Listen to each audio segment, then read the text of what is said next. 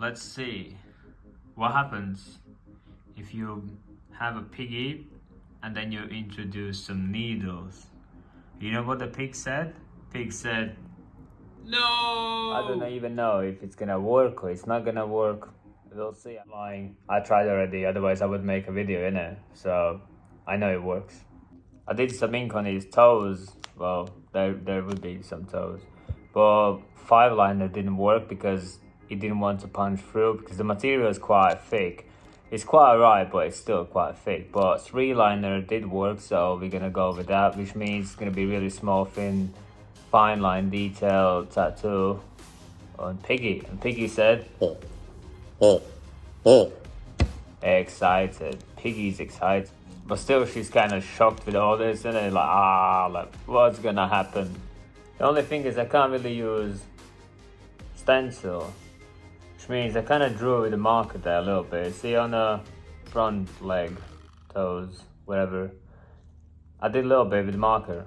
The only problem is that is wiped off marker. It stays there, so it makes me worry if I draw on it like a little sketch, but then I can't wipe it off, and it's always gonna be there. Don't know what to do. And I want to tattoo the back side, the biggest area. What should we do? What should we tattoo? I think I know what we're gonna do. Watch this.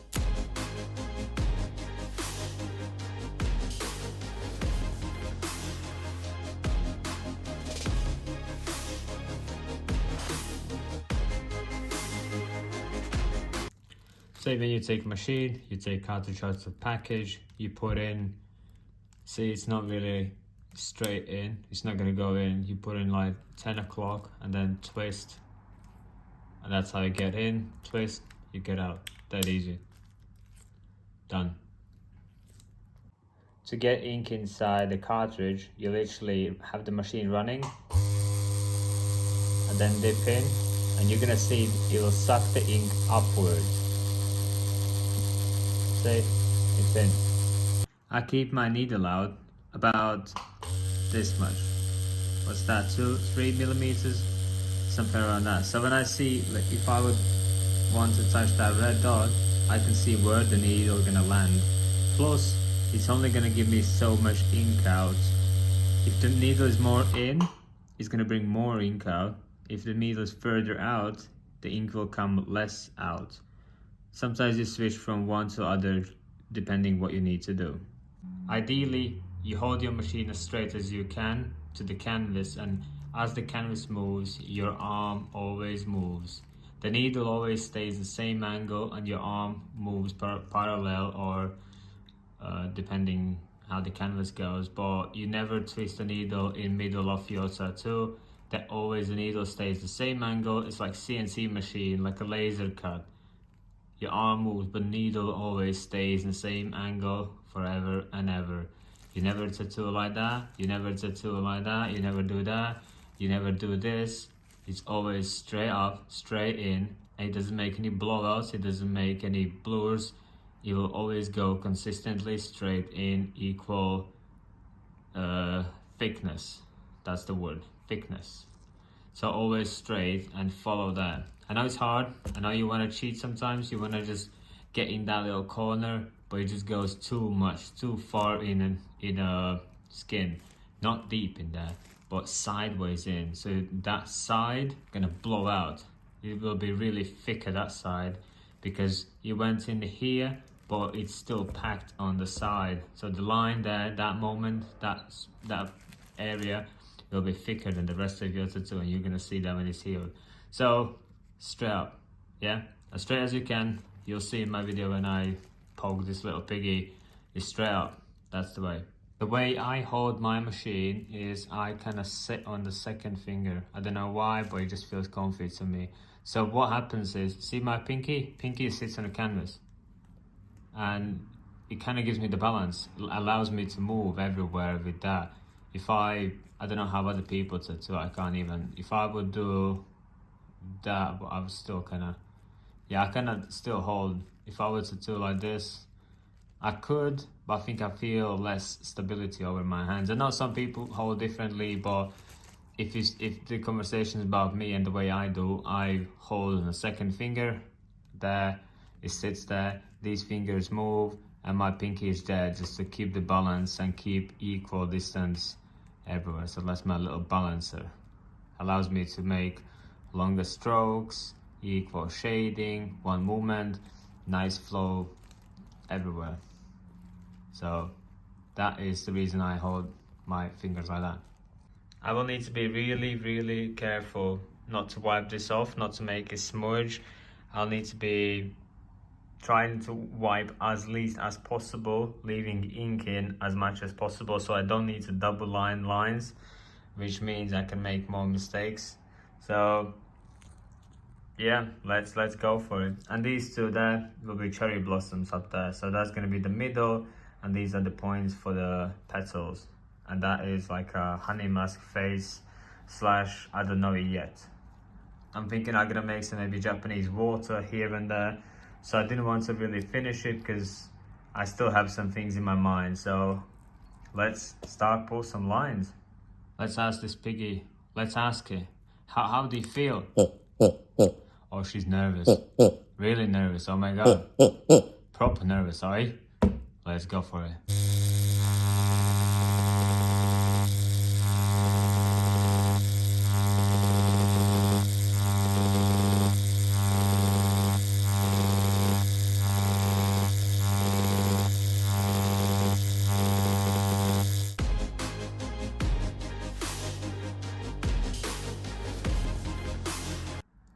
How you feeling? She's fine, she'll manage.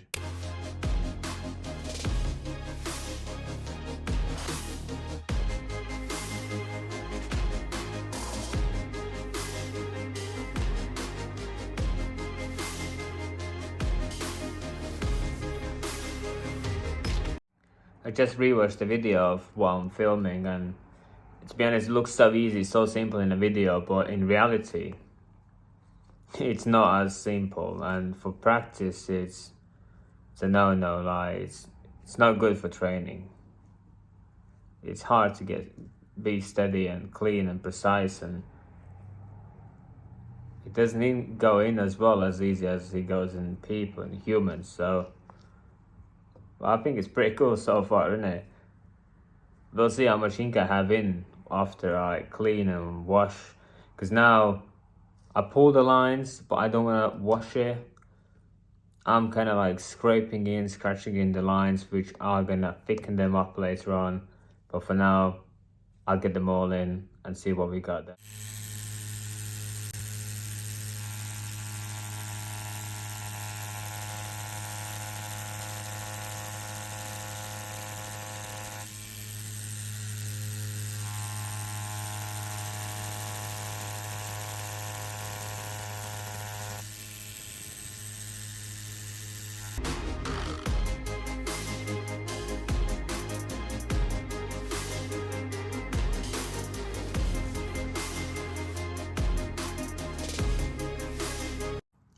As far as it looks like, the marker lines staying there. I don't know what to do now. I don't know how to get them off. Anyone has any suggestion how to get marker lines off? Permanent marker? And because it's a rubber, I bet it soaks in real nice. But oh well. And what I was gonna say is, see all this black, so I assume I will need to color that in with 3 liners, which is a massive space for this tiny little needle, innit?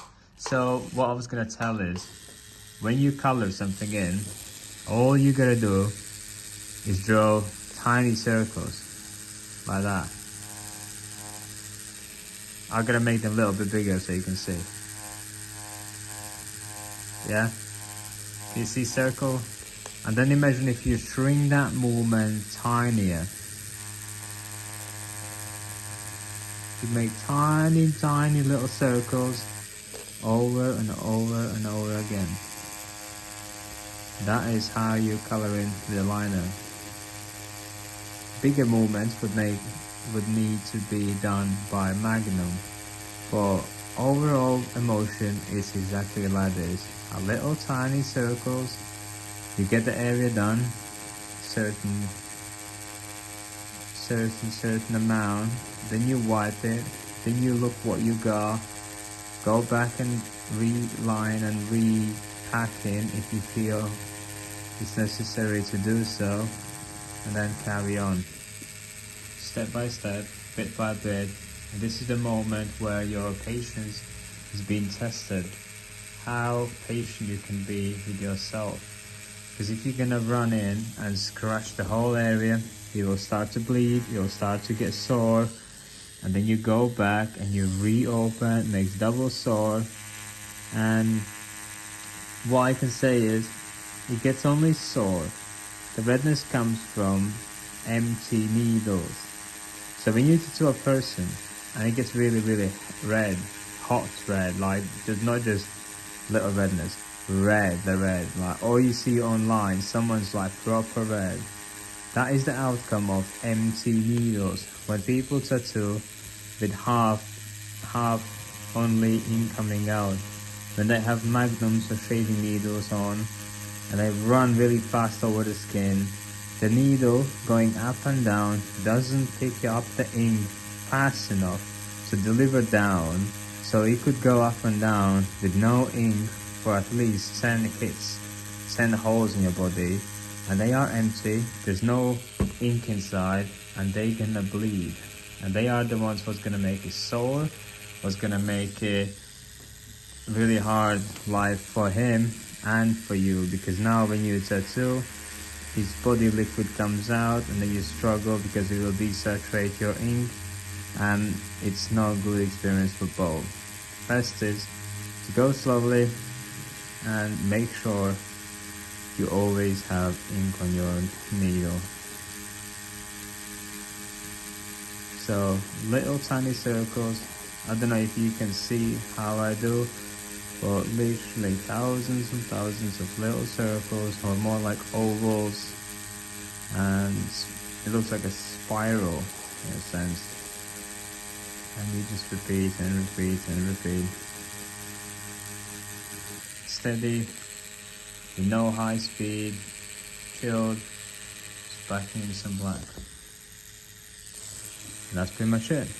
There's no hard signs behind it. Little circles. And patience.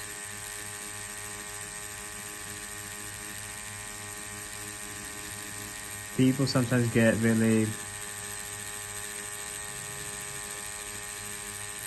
frustrated. They want to really fast get the ink in, or they see a hole and they want to quickly get in. So that makes people not to go left and right faster. They start to press it harder. Basically, they start to go inside the skin deeper, just because they just wanted to get that little corner quick out. I've seen thousands of videos like that when people just see a little tiny corner and they believe they're gonna go faster, it will be done in blink of second. It doesn't work that way.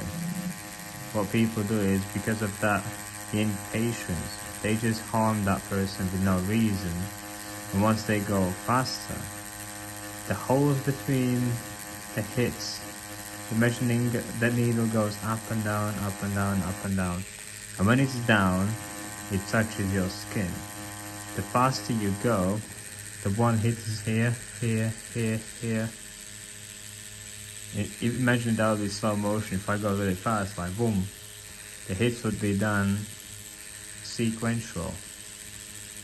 See, as this cartridge, you can see here, it goes up and down, up and down. So the hits between the, it would create basically a bigger gaps between the hits. Meaning, if you do that with a liner on purpose, it's called whip shading. You whip it, and it creates a gaps between the hits, and it gives a nice effect. When you do that with a shading, you have unsaturated, messy, dirty, bleeding shading. Or the same you do with a color. It hits so big gaps in between that the ink is not insaturated. You hit the skin multiple times with empty needle and it gets really sore.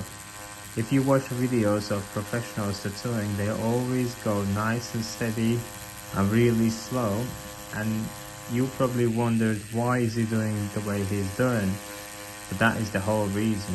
The slower we go, the more the needle hits that specific area, the saturated it gets in no time.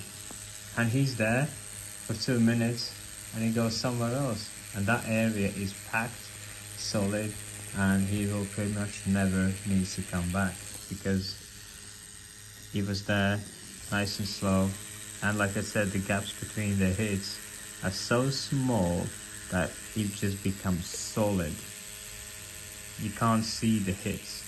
It becomes so next to each other that it just, when it's healed, even a black and grey tattoo can almost look like it's done in full color because it's really saturated.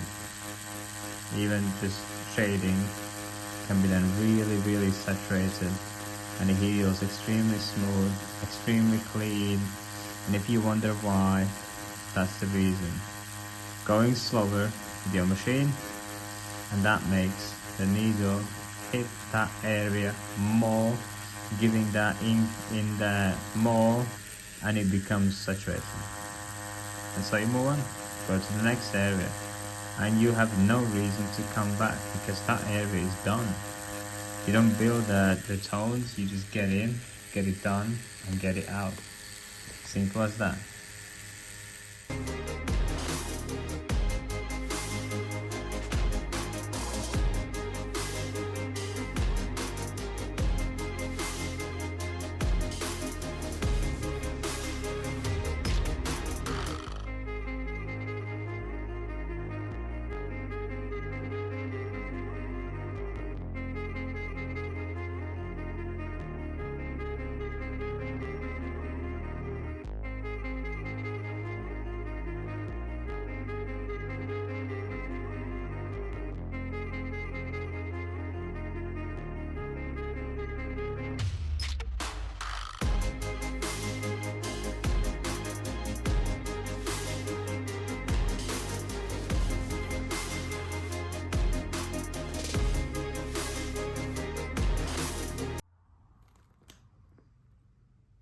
So how are you feeling?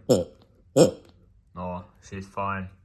So believe it or not, this was all it took me, and I spent 2 hours on this. Probably doesn't seem much, but it wasn't going in as it would do in a human, or it would go on a fake skin, and it was quite a struggle. I finally managed in the end to push with 5 liner to get all more black in, and somehow I was using more force than I should really, because my hand is trained to be on a human. So when it comes to non-human, I'm still naturally tattooing the same pressure and same speed as I would with a human. But I think this is pretty good progress. Overall, it was just a test to see like if it goes in or doesn't go in. I wanted to know myself, like, is it even doable or it's not doable. But Piggy's quite sad. She's still shocked. Oh my god, that pain in the back. So yeah, this was like a testing to see if it goes in or it doesn't go in, and it kind of goes in, kind of not. I'm still struggling. I have really temptation to use Magnum to see how actually the shading goes in. So what I want you to do is, this far I know what to do, but there's still more on a pig to do. So what would be your suggestion? I bet you got some ideas where we could put on the sides, more on the back, maybe on the belly or head, face. So this is gonna be like our project now, and I want us to get involved. So in comments below, just put whatever you want me to put on. It kind of has to go with the style. I would like to, but even if that's like a Bart Simpson, why not? We literally have free go wherever it could be. So the crazy ideas you got, the better, and I'll pick, I don't know, some interesting ones, and I'll try to do on it, and you're gonna see that your idea is to do it on it. And in the future, it's gonna be placed in the shop. I'm literally gonna put this somewhere next to me where people are gonna come in there and be like, yo, he has a pig tattooed, and I'll be like, yeah, I've done that myself, and they'll be like, no way. Yeah, it's gonna be like that, 1000%. So in description, put the ideas of whatever you want underneath.